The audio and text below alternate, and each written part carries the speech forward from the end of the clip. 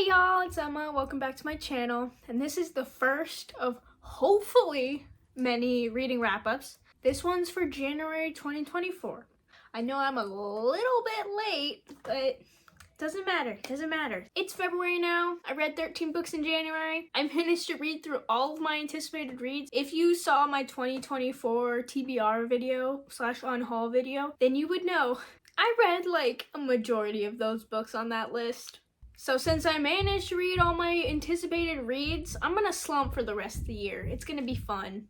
I feel like it was a good month. I read 12 out of the 13 books physically because I'm just trying to get through my TBR. My average rating for January was 3.66 stars, which is really high for me because I feel like my average rating overall is lower. I think it's at like a 3.2. So let's go over some of the books I read. Before we continue, I just want to let you know if you like my videos, you can find me on pretty much any other platform. I have TikTok, Instagram, Goodreads, Storygraph, but I'm most active on Goodreads and Instagram and also YouTube. My links are in the description or you can find them in my profile. So let's begin. So the first book is Heartstopper Volume 5. Day 1 of the new year and I already started reading a book. That's so Emma of you. I know.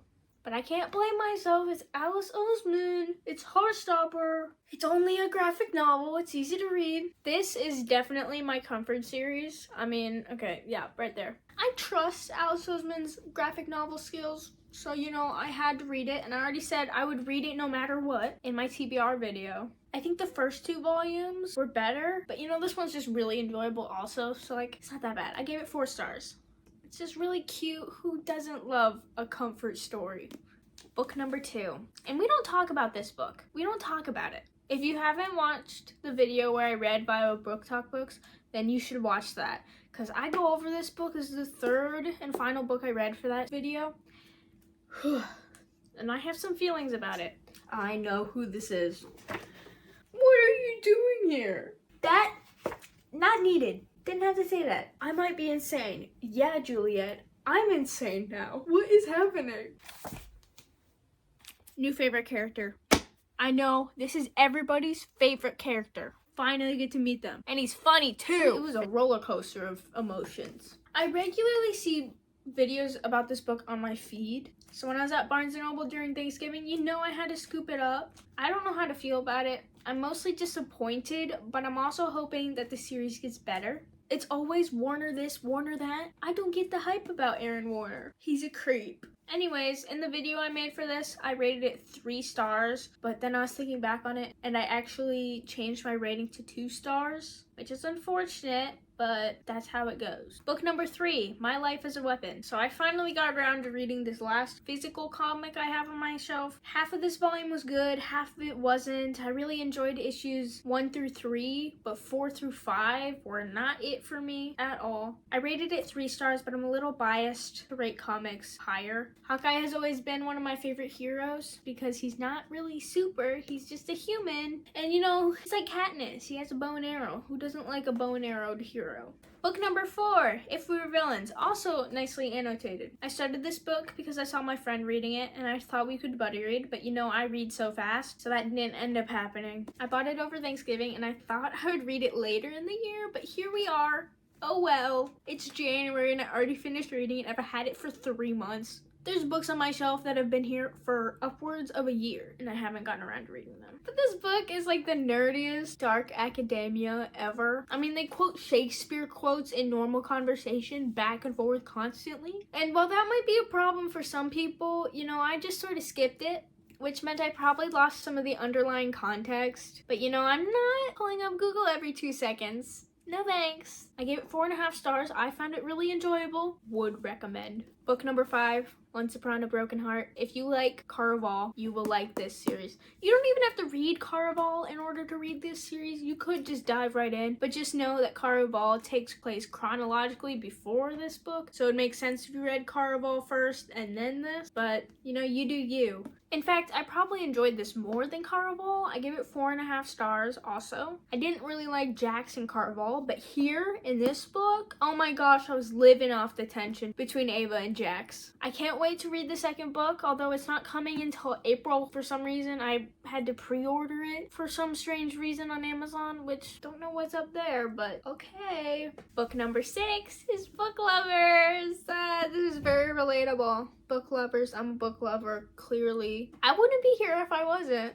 I think I am a romance lover. In the deepest part of my heart, in my core, I think I am a romance lover. I may not say it, but oh my gosh, if it's romance done right, then oh my gosh, I am in love. Emily Henry, will you marry me, please? It's like a pick-me-up to a sucky year. And Emily Henry, so far, cannot do anything wrong. I love the Grumpy Sunshine trope, but for this book, I didn't really feel like the rivals part wasn't done long enough, but I know I still enjoyed it. I gave it 5 stars. I still enjoyed it. Love it. This next book, book number 7, I hope this doesn't find you. I actually read it as an ARC, so I read it digitally. First ARC of the year! I'm not much of an academic weapon, but oh my god, this book made me want to. I read it in one sitting, sat down, read it in like 2 hours because it was that good, because Ren and Julius are so cute together. It's very YA. Like, if you like the premise of To All the Boys I've Loved Before, then you will like this book. It's the same idea, just with emails and academic rivals to lovers, high schoolers, whatever. They're cute. I love them so much. So 4.25 stars. This is my first Anne Leong book, and definitely not my last. I will be checking out more of her books. This book in particular comes out February 6th, which may or may not be before or after this video comes out. I have no idea. So keep watch. Book number 8, Am I Too Broken? I don't normally read poetry, but you know, I thought I'd give it a shot. I'm gonna keep this brief because I know mental health is a sensitive topic. Though I like the messaging of the poetry, I thought it was very relatable and stuff. I didn't think the poems were that good, which is unfortunate to say. There were a lot of relatable and interesting lines, but I don't really think it's memorable. I even put on my best poet voice and tried to read out the lines, but I couldn't find any flow, which is really unfortunate because I had so high of hopes for this collection of poetry. If you're struggling with mental health, this may be the poetry for you. Book number 9, The Naturals. This is my favorite JLB book. Unfortunately, I didn't like the Inheritance games, but I actually really like this one. 4 stars. Solid 4 stars. Funny story though, I went through the wiki to go see who Cassie ends up with, and I accidentally scrolled through a spoiler. It was literally the first sentence of a description of a character, and I spoiled it for myself, so that spoiler ended up being very important to this first book. That's my bad, I guess. And so that spoiler sort of spoiled the book, of course, as a spoiler does. So I can't really say if the twist was like executed good or not. And in a way, that was my fault. So that's an oopsie on my part, I guess. Even though I didn't like Shatter Me, I thought I would continue. This is book number 10, Unravel Me.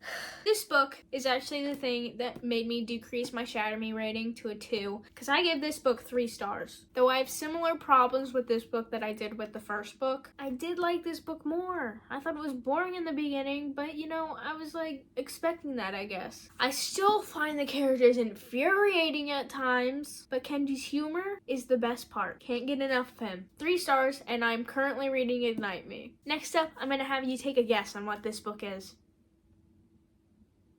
Okay, I read Ruin and Rising finally. If you've read the past 2 videos I've put out, then you would know that I just keep saying, oh, I'll read the 3rd Shadow and Bone book, and then I never ended up reading it. So I decided to take this in my hands, finish the trilogy, so that I can get on and read, what is it, King of Scars? I finished the 2nd Six of Crows book. So fortunately, I actually like the Grishaverse, so whatever wrongcomings I actually had in this book, I could like sort of cast aside a little bit. And dare I say it, I actually sort of like Mal now. I think this is a totally acceptable conclusion to the trilogy. Maybe not up to the standards of the other books, like in this universe, but I still thought it was pretty good. I gave it 3.75 stars. I'm gonna combine numbers 12 and 13 because they're part of the same duology. The Letters of Enchantment duology. This series, oh my gosh. I love the themes in this duology. It's a story about sacrifice. Iris's sacrifices to find her brother. Roman's sacrifices in order to follow his interests, while also dealing with his disapproving father. Enva's sacrifices to appease decree. Is that even how you say it? I don't even know. Humanity's sacrifices as they're caught in the crossfire of a war between two gods. This duology is also a commentary on relationships during war, censorship, and grief. I almost cried a couple times. At the end of Ruthless Vows, last 100 pages, best part. I was like so close to shedding a single tear. I think the hype on this series is a little bit exaggerated. Although the romance and story were pretty cute, I felt like there was something missing. I don't know what it was. Maybe some like more tension, higher stakes. I don't know. But I felt like something was missing. But you know, I gave both these books 4 stars. So they're still pretty good. Still read them. Still recommend them. Please try to read it. And those are all my books. Thank you for watching. If you enjoyed, please like. Please come back for next month's recap. I hope this inspires you to read one of these books. Follow me on all my other socials if you feel like it. Have a great day and read a book, please.